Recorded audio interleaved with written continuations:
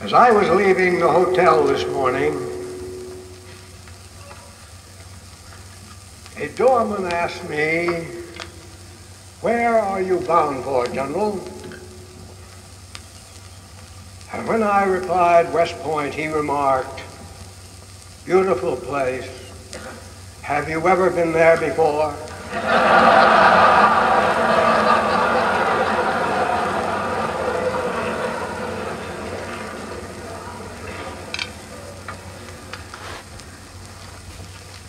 No human being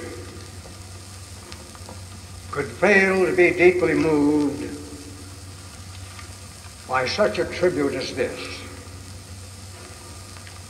coming from a profession I have served so long and a people I have loved so well. It fills me with an emotion I cannot express. But this award is not intended primarily to honor a personality, but to symbolize a great moral code. The code of conduct and chivalry of those who guard this beloved land of culture and ancient descent. That is the animation of this medallion. For all eyes and for all time, it is an expression of the ethics of the American soldier.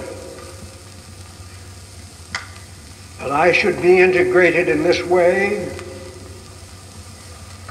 with so noble an ideal arouses a sense of pride and yet of humility which will be with me always.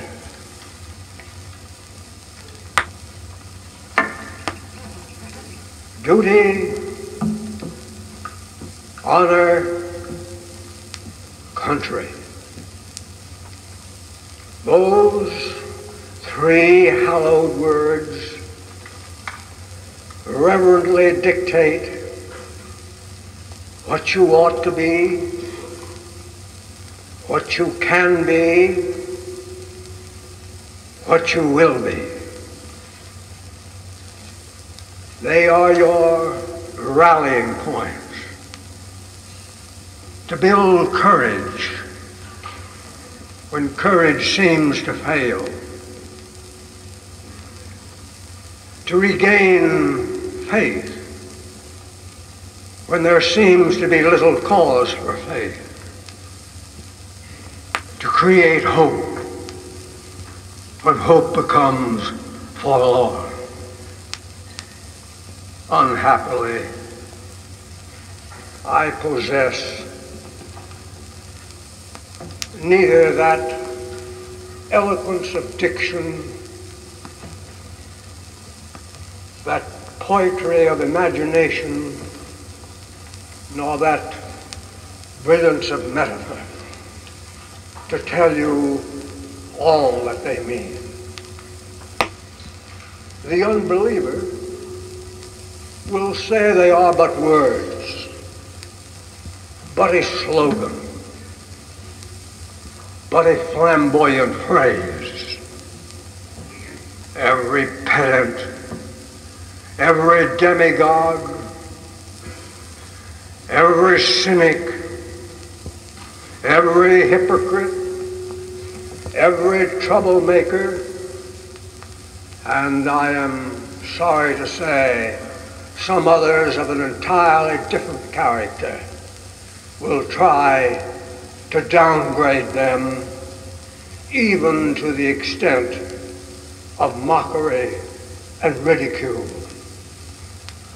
But these are some of the things they do.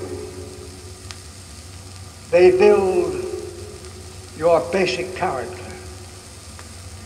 They mold you for your future roles as the custodians of the nation's defense. They make you strong enough to know when you are weak and brave enough to face yourself when you are afraid. They teach you to be proud and unbending in honest failure, but humble and gentle in success. Not to substitute words for action, not to seek the path of comfort, but to face the stress and spur of difficulty and challenge. To learn to stand up in the storm, but to have compassion on those who fall. To master yourself before you seek to master others. To have a heart that is clean, a goal that is high. To learn to laugh, yet never forget how to weep. To reach into the future, yet never neglect the past. To be serious, yet never to take yourself too seriously.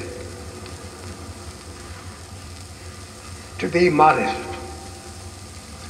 so that you will remember the simplicity of true greatness, the open mind of true wisdom, the meekness of true strength. They give you a temper of the will, a quality of the imagination, a vigor of the emotions, a freshness of the deep springs of life,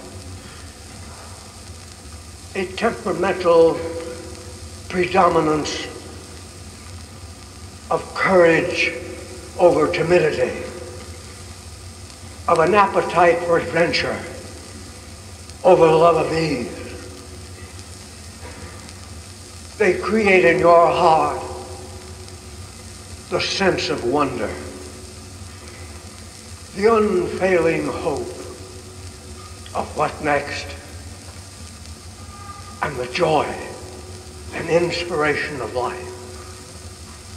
They teach you in this way to be an officer and a gentleman.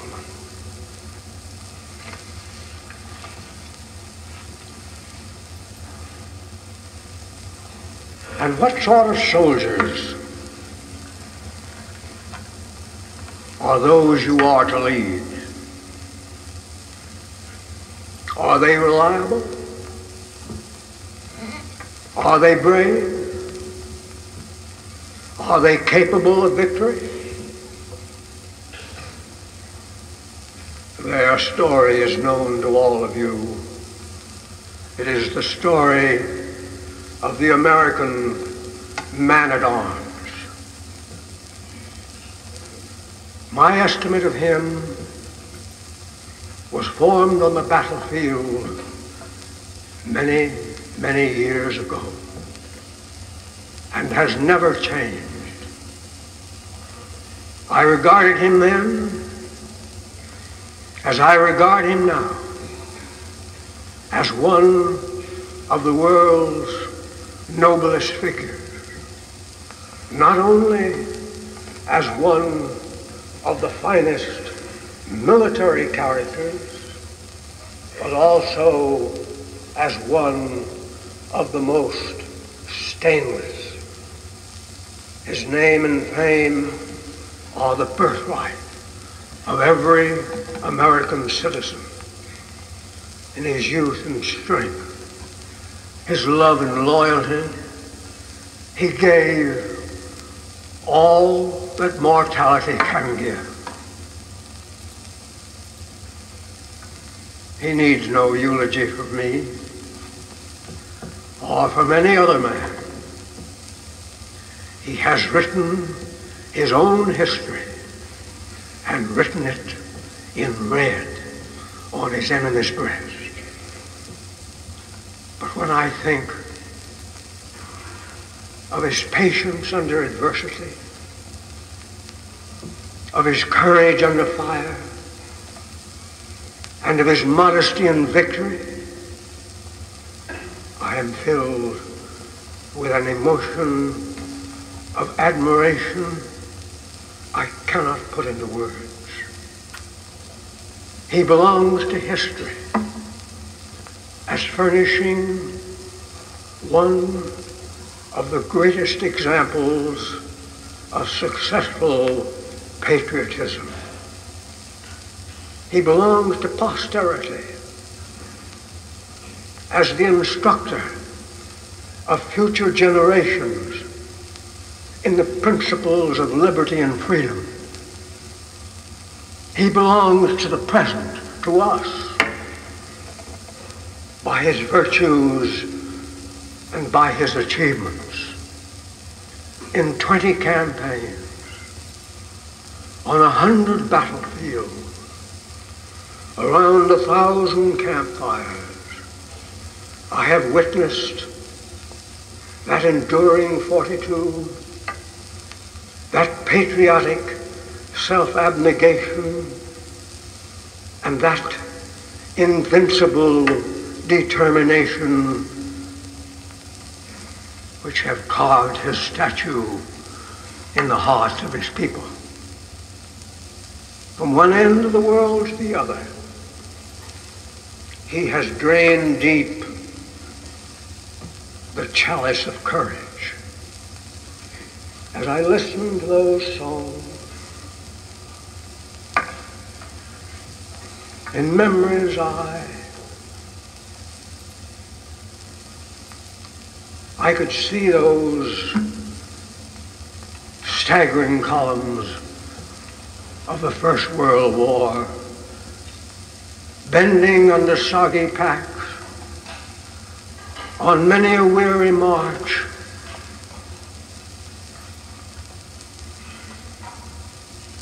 from dripping dust to drizzling dawn, slogging ankle deep through the mire of shell-shock roads to form grimly for the attack, blue-lipped, covered with sludge and mud, chilled by the wind and rain, driving home to their objective, and for many, to the judgment seat of God. I do not know the dignity of their birth, but I do know the glory of their death. They died unquestioning, uncomplaining, with faith in their hearts and on their lips the hope that we would go on to victory. Always for them, duty, honor, country. Always their blood and sweat and tears as we sought the way and the light and the truth.